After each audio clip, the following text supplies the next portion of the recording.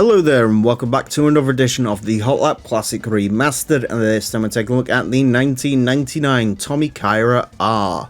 This is another Tommykaira R. There's two of them in this game. There's the R33 version and this one, the R34 version. This is our final Tommykaira to go around the course, and it's fitting that it is one of the tuned Nissan models. I'm sure because of Gran Turismo, most people think Tommykaira sort of showed up with the ZZS Coupe and the ZZ2 and then died. But in truth, Tommykaira got a lot of its business from modifying Nissans and Subarus. Unfortunately, we haven't got any of the Subarus in the game. Although maybe for your eyes that might be a better thing, because Tommykaira Subarus are not attractive. And it's safe to say this one also falls into not attractive. If you look at sort of the bottom corner, it's fine. The Tommykaira script writing on the side isn't really my cup of tea, but fair enough. Red with gold wheels is a very good choice. That looks good. I could do without some of the sort of bolt-on carbon fibre, but it really is that rear wing. It looks like it's come off of a bad 90s F1 car. I don't know where they got it from, but it looks atrocious. It also looks like it won't particularly do much to a car that's, you know, on the surface a two-door saloon car. Granted, it is an R34, but still, yeah, not what I would go with personally. It's also only got one exhaust. I've just noticed that. Instead of sort of twin pipes, it's just got a singular. That is interesting. Anyways, I suppose the sort of competition for this is seeing whether this is quicker than the Mines Skylines. However, Mines is a good tuner. Tommykaira, apparently around this course at least, isn't. Granted, we have had some exceptions. The ZZS Coupe and the ZZ3 were very quick. And to be honest with you, the older Tommykaira models are pretty nice to drive. But the quickest one we've ever had is the R33R. And that's the slowest of all the R33 Skylines we've had, the four-wheel drive GTR based ones anyway. And the ZZ2, the last Tommykaira we drove around here, was a complete disaster. And that car was terrible. Both of those cars shared the same engine as this, or rather the ZZ2 and this share the same engine. And I'm hoping that's the only similarity, but I guess we'll find out. Four-wheel drive, 675 horsepower, 1,370 kilos. Still a very heavy car, and no doubt it is going to feel like that in the corners, but I guess we will find out. The Tommykaira R is going to have 6 laps of the Motorsports Land track in order to set the best time it possibly can. Our current leader is the Suzuki Escudo Pikes Peak version. That car set a time of a 25.696. This Tommykaira R is unlikely to beat that.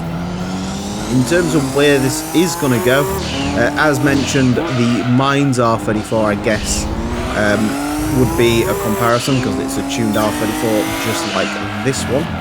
That one set a time of a 28.620. Straight away, this doesn't quite feel like it has the poise that car had. There's also the standard R34 to bear in mind. Now, we haven't ran one of those in a long time because there's not many of them. But the standard R34 GTR, when it went round, set a time of 28.996. So that, I guess, is sort of the competition for this one. 29.357 straight away means that it is easily the quickest Tommykaira we've had by 0.6 of a second.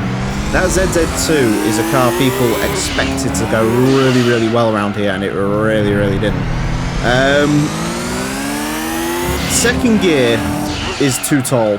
That is one thing that is becoming very clear here. I don't mind because it means it keeps the back end in check, because I've spoken before. R34s can be a little bit unruly on the rear just because of the sort of power delivery isn't all that brilliant in them. But this does feel, especially through this section here, there's no point of kicking it into first gear because first gear is so short. I don't think there's really much of a time save or loss by using it. But, yeah, it's also just big turbo. I think that's sort of the story of this car, to be honest with you, is they've sort of added some carbon bits to it and made the turbo go whoosh whoosh bigger, And that's pretty much all they've done to it. I was very deep into that second corner. You know what I mean? 28.882, giant slide on the way out of there. But it is quicker than it has been.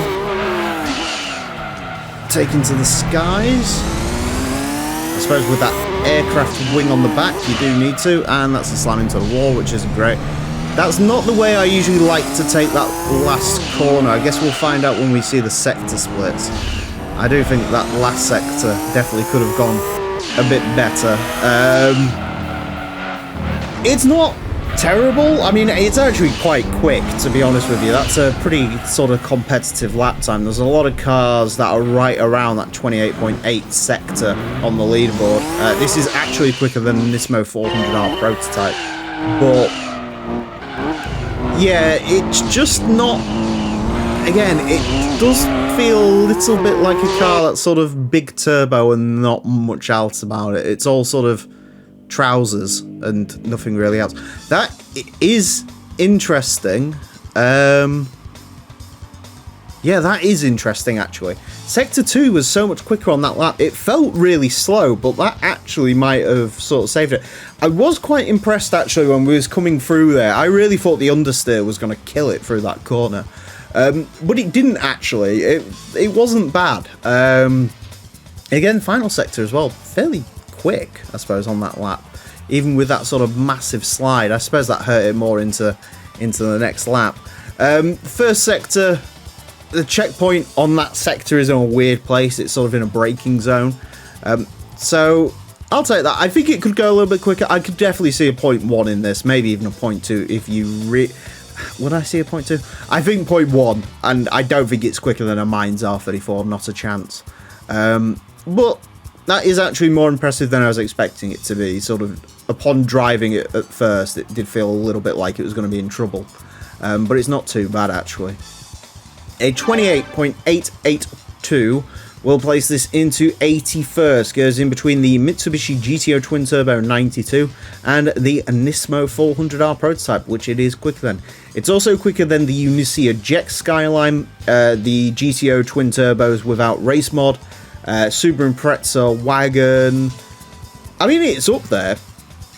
It is definitely up there in terms of cars it's quicker than. It's also 0.1 quicker than the R34. That was running race mod, but that was also ran ages ago, so I could see me putting 0.2 on that in sort of today's climate, if you will.